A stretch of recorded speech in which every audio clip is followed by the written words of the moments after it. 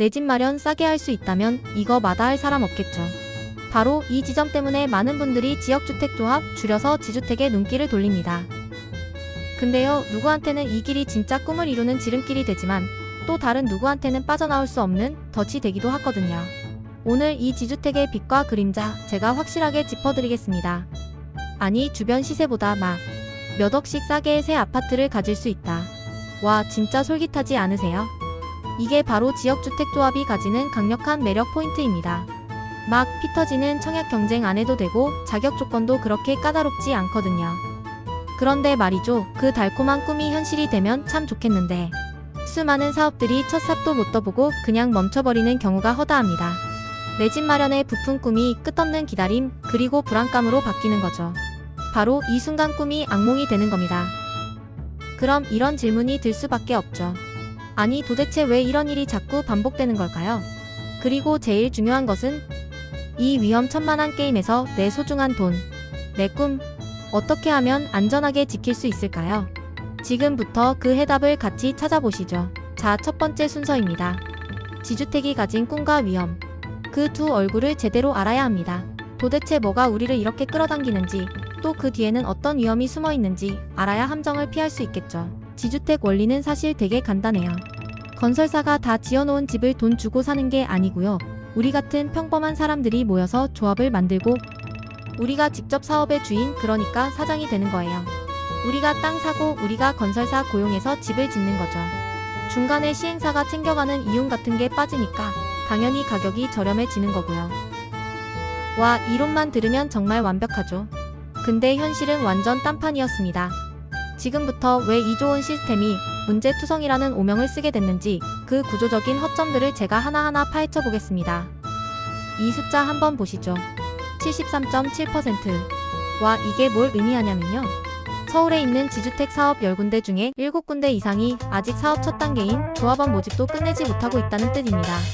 그러니까 출발선에서 한 발짝도 못 떼고 그냥 멈춰서 있는 거예요. 근데 사업이 멈춘 게 문제가 아니에요. 더 큰 문제는 따로 있었습니다. 국토부가 전국에 252개 조합을 싹 털어서 점검했더니 불법 위반 사례가 무려 641건이나 쏟아져 나온 겁니다. 단순 계산해도 조합 한 곳당 평균 두세 개의 불법이 판을 치고 있었다는 얘기죠. 그 내용을 들여다보면 진짜 기가 막힙니다. 조합장이 사업비를 그냥 자기 쌈짓돈처럼 막 쓰고요. 특정 업체랑 짜고 용역비를 부풀려서 뒷돈 챙기는 일도 비일비재했어요. 아니, 조합의 주인은 조합원인데 정작 돈 쓰는 중요한 결정은 조합원들 몰래 자기들끼리 다 해버리고 돈이 어디로 어떻게 새나가는지 알 수도 없는 완전 깜깜이 회계였던 겁니다. 조합원들의 피 같은 돈이 그냥 줄줄 새고 있었던 거죠. 이렇게 피해가 눈덩이처럼 불어나니까 정부가 칼을 빼들었습니다. 조합원들의 권리를 지키고 이런 깜깜이 운영을 막기 위한 새로운 규칙, 일종의 안전장치를 만든 건데요. 자, 여기서부터 이야기의 흐름이 완전히 바뀝니다. 이 변화의 시작은 바로 2025년 8월과 9월입니다. 국토부가 조합 운영의 헌법이나 마찬가지인 표준 규약을 완전히 뜯어 고친 건데요. 목표는 아주 명확했습니다. 첫째, 조합원의 권한을 확 키우고, 둘째, 모든 과정을 유리알처럼 투명하게 만들자. 딱 이 두 가지였어요. 자, 그래서 구체적으로 뭐가 어떻게 바뀌었냐? 이게 우리한테 제일 중요한 게 아니겠어요? 핵심 변경사항들 지금부터 하나씩 짚어보겠습니다. 자, 이 표에 모든 핵심이 담겨 있습니다. 크게 4가지만 기억하시면 돼요. 우선 이제 돈 문제나 시공사 선정처럼 진짜 중요한 결정은 조합원 3분의 2 이상이 모여서 또 그중 3분의 2 이상이 찬성해야 합니다. 소수가 마음대로 주무르는 걸 막겠다는 거죠. 그리고 또 사업비가 10% 이상 늘어날 것 같으면 반드시 외부 전문기관의 검증을 받아야 합니다. 갑작스런 추가 부담금 폭탄을 막기 위한 장치예요. 게다가 이제 돈이 어떻게 쓰이는지 영수증 하나하나까지 전부 공개해야 하고요.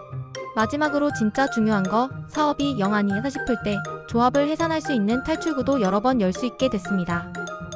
자, 그럼 이 새로운 규칙만 믿으면 모든 문제가 다 해결되는 만병통치약일까요?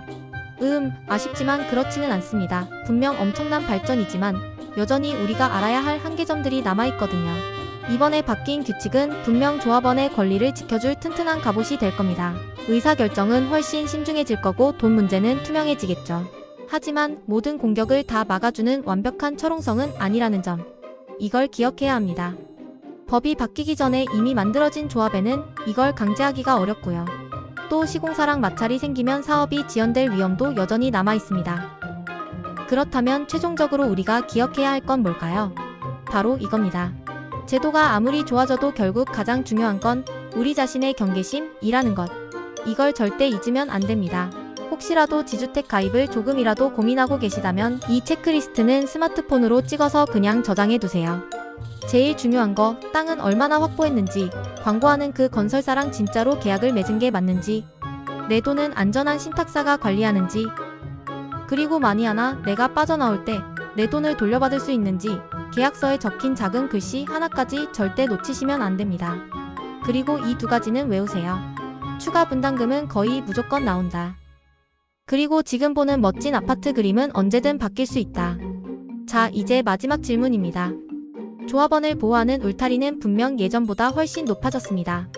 하지만 여러분의 수억 원이 걸린 이 중요한 결정 앞에서 그냥 그 울타리만 믿고 마음 푹 놓으시겠어요?